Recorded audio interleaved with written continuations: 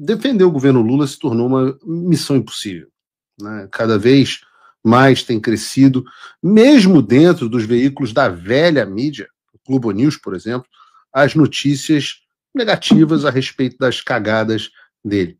Vejam, por exemplo, essa reportagem do jornal O Globo, com a seguinte manchete: fraude do INSS tem 2,5 vezes mais repercussão do que a crise do Pix em grupos de mensagem. Ou seja, se você achou que a crise do Pix já foi uma cagada homérica, agora essa do INSS foi pior. Eu expliquei por que seria pior. É um tipo de fraude muito tangível, né? Nós não estamos falando de dinheiro dos cofres públicos, uma obra superfaturada em Passadina, etc., que já foi o suficiente para mobilizar muito bem o país.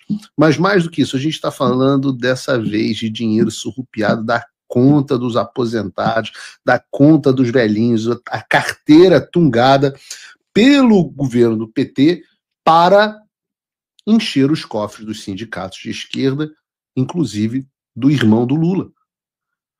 E a internet só fala nisso. E para basear essa informação de que 2,5 vezes mais repercussão até do que a crise do Pix, que já tinha sido uma desgraça, eles pegaram uma pesquisa da Quest, aquele instituto que é o instituto oficial da Globo News.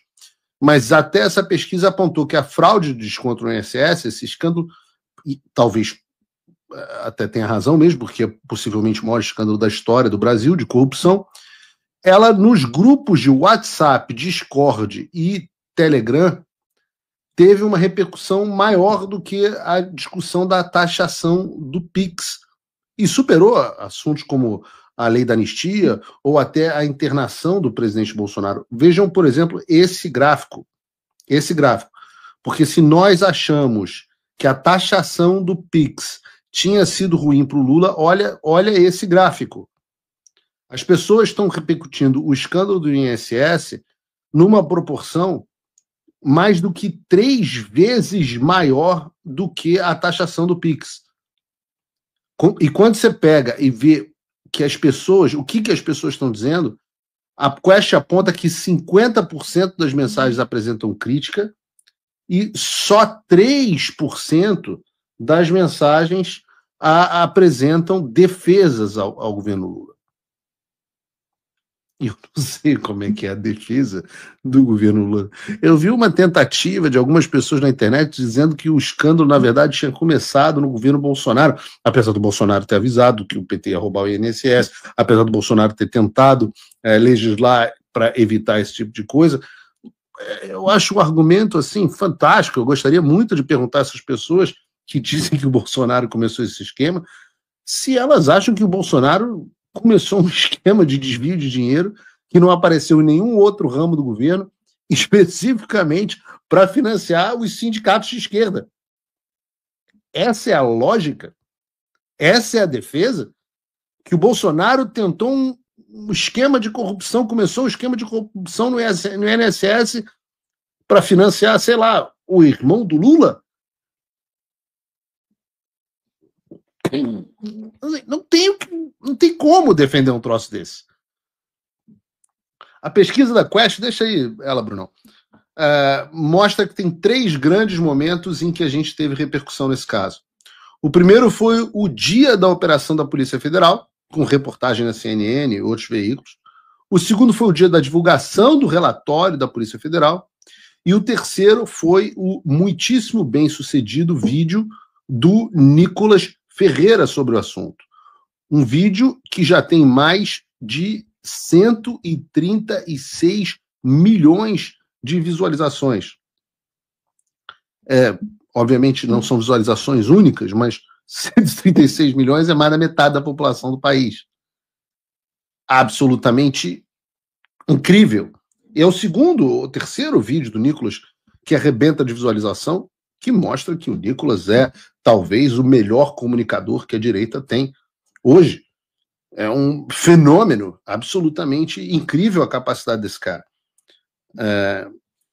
Mas não vai parar por aí, porque agora a oposição está preparando uma mega campanha liderada pelo presidente Bolsonaro sobre esse assunto para enterrar de vez as chances do PT em 2026. O slogan é: aposentadoria é sagrada. Quem rouba não cuida. Então não é à toa que o Lula e os parceiros dele no Supremo Tribunal Federal têm um empenho tão grande em censurar as redes sociais. No X, no WhatsApp, no Telegram, no Facebook, o assunto é um só. Como o governo Lula está botando a mão no bolso dos aposentados e roubando eles sem dó. Se fosse na época do Bolsonaro, né, em que qualquer notícia mentirosa da mídia rendia um pedido de explicações ao Supremo Tribunal Federal, prazo de 5 dias, sei lá o quê, né? Talvez para o STF roubar dinheiro que o aposentado usa para sobreviver não seja tão grave quanto, sei lá, passar batom numa estátua. Mas o fato é que, embora os ministros do STF estejam descasados das prioridades do país, tratando de um golpe fictício, numa pressa louca para mandar o Bolsonaro para a prisão, o resto do país está preocupado com o PT voltando a roubar o povo brasileiro. Dessa vez, os mais ferrados, os velhinhos, os deficientes e outros pensionistas do Brasil. Falando em Supremo, a gente tem uma notícia que confirmou algo que foi tratado no Paulo Figueiredo Show da última semana, porque quem assistiu os nossos 2 programas na semana passada certamente se lembra, mas caso você não tenha acompanhado, saiba que a Câmara dos Deputados aprovou no dia 7 de maio a sustação da ação penal contra o deputado federal Alexandre Ramagem, relacionada ao 8 de janeiro. Nem foi apenas só relacionada ao Ramagem, mas certamente a expectativa dos políticos era de que, se essa decisão, em primeiro lugar, favorecesse o Ramagem e impedisse o prosseguimento da ação penal contra ele no Supremo, mas também, em segundo lugar, havia uma expectativa de alguns que manifestaram que ela se estendesse ao Bolsonaro, impossibilitando que a ação penal contra ele também prosseguisse. Eu disse a vocês, sou muito claro sempre, apesar de eu gostar muito dessa ideia, juridicamente eu não vi como ter esse entendimento da lei. Já havia, inclusive, aqui adiantado que certamente o Supremo Tribunal Federal derrubaria a decisão contra o Ramagem, nem sequer chegaria a tratar como se houvesse a possibilidade de beneficiar o presidente Bolsonaro. E dito e feito, está aí o resultado.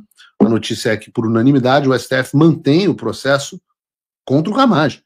É importante dizer que eu não falo isso para diminuir o esforço do PL e do próprio presidente Hugo Mota, que tem que ser muito aplaudido nesse caso. Pelo contrário, eu achei uma ação excelente. Acredito que a Câmara deva defender cada vez mais as suas prerrogativas usurpadas pelo Supremo Tribunal Federal.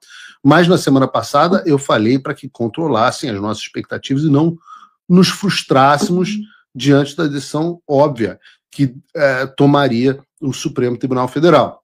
Na mesma semana, logo em seguida, a deputada federal, que eu gosto muito, acho injustamente muito linchada publicamente, a deputada federal Carla Zambelli, também teve uma condenação pesada no caso envolvendo o hacker lá, do Delgatti, 10 anos de prisão em algo que, se fosse feito contra qualquer outra pessoa que não o Alexandre de Moraes, sequer teria virado uma ação penal. E eu defendi publicamente no X que o mesmo caminho que foi tomado para o Ramagem, a sustação da ação penal contra ele, deve ser tomado em relação à deputada Carla Zambelli. Não só ela, como outros deputados, inclusive tem um outro aí que eu esqueci o nome, acusado de corrupção. Não interessa. Não se trata mais do mérito. Se trata de uma disputa entre limites de cada poder. Alô?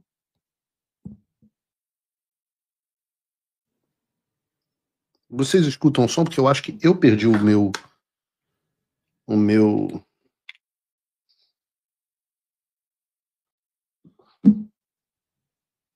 Ok. Não, eu acho que eu perdi o meu retorno. Seja lá por quê. Vamos ver se o retorno retorna. Mas se não retornar, tudo bem, eu faço o programa sem retorno.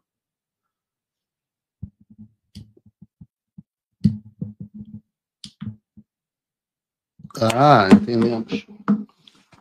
Falta de bateria. Realmente seguinte. Vamos pro programa sem retorno. Vamos lá, não tem vídeo hoje, então vamos pro programa sem retorno. Mas eu estava dizendo que, no final das contas, se tratava de uma divisão, de uma delimitação das competências de cada um dos poderes. Trata-se de colocar limite ao Supremo Tribunal Federal. Então, é necessário que a oposição, e eu conversei sobre isso com o deputado Sóstenes de Cavalcante, é necessário que a oposição tome as mesmas medidas para proteger a deputada Carla Zambelli e que o PL acompanhe decisões idênticas envolvendo outros deputados. Outra coisa que eu comentei é que, diante da negativa do Supremo, no caso do Ramagem, a Câmara não poderia permanecer inerte. E parece que o Hugo Mota está disposto a tomar mais providências sobre o assunto, porque, pelo menos diz a coluna da Bela Megali no Globo, algo parecido, a resposta de Mota ao STF após a decisão que mantém o processo contra o Ramagem. E o texto da reportagem da Bela Megali diz o seguinte: a aliados, Mota destacou que a reação dos deputados à decisão foi muito negativa, pois os parlamentares consideraram a medida uma afronta ao legislativo. A suspensão do processo foi aprovada por 315 deputados que votaram no plenário da Casa. Antes do caso ser analisado no Congresso, porém, o próprio STF informou o Legislativo que a medida seria inconstitucional e não teria validade. Ou seja, o STF, antes da aprovação da medida, já julgou a inconstitucionalidade e disse que não ia valer. Continua a reportagem. Agora, mesmo com o STF já tendo decidido sobre o tema, Mota vai esperar até terça-feira, o prazo que termina o julgamento dessa ação no plenário virtual, para enviar uma resposta ao tribunal. O presidente da Câmara disse a congressistas que algo será feito para mostrar insatisfação com a corte. E aí a gente tem que dizer duas coisas. Primeiro, que nada disso ocorre do nada. Todos esses movimentos são decorrentes de forte pressão e cobrança do PL. Mais uma vez, parabéns ao deputado Sóstenes Cavalcante. E uma pressão deles por respostas cada vez maiores ao Legislativo contra os desmandos do Supremo. E isso tem causado um movimento que está crescendo dos deputados se posicionando de maneira contrária ao que tem feito o STF. Volto a fazer a comparação com o caso do Daniel Silveira, quase invertido nas suas votações. A Câmara mandou o Daniel Silveira para a prisão. Hoje me parece óbvio que não mandaria. Outra prova é que até o Procurador-Geral da República, o apóstata Paulo Gonet, que deveria ser excomungado pelo novo Papa, talvez, né? Já que a gente está cheio de esperanças com o novo Papa, ainda vou falar mais sobre o novo Papa, que está dando muito adentro num outro momento. Mas o apóstata Paulo Gonet defendeu que as decisões do Congresso precisam ser respeitadas pelo Poder Judiciário. Então, grande parte do valor dessas ações da Câmara, mesmo que sejam freadas pelo STF, é que cada vez que o Supremo faz isso, ele gera mais atrito com o Legislativo e deixa eles em uma situação cada vez mais delicada. E volto a dizer, façam reflexão, se você acha que isso não adianta nada, lembrem-se que nós tínhamos, até pouco tempo atrás, mesmo durante o governo Bolsonaro, um Congresso que dizia amém para tudo que o STF fizesse. Outro ponto é que, apesar das críticas que as pessoas fazem ao Hugo Mota, e, pelo amor de Deus, não vou fazer uma defesa apaixonada do Hugo Mota aqui, mas ele pelo menos tem tentado fazer certas coisas. Se ele não quisesse fazer esse processo do Ramagem chegar à votação, nada disso aconteceria. Eu digo aqui, com tranquilidade, o Hugo Mota pode não ser o presidente da Câmara dos Sonhos, até porque nós não temos uma Câmara dos Sonhos, mas ele está sendo mais combativo que o antecessor dele, Arthur Lira. Nós temos um legislativo que está mais preocupado com as suas prerrogativas. Dito isso, a partir de, provavelmente, amanhã, com o encerramento do julgamento da ação pela primeira turma do STF, a gente vai ter mais notícia. Então eu deixo aqui meus parabéns ao deputado Sóstenes Cavalcante e também ao deputado Hugo Mota. Quem diria? E todos os demais envolvidos nessas articulações, resposta da Câmara dos Deputados, e digo que, no que a gente puder, vamos ajudar o projeto da anistia a ser pautado.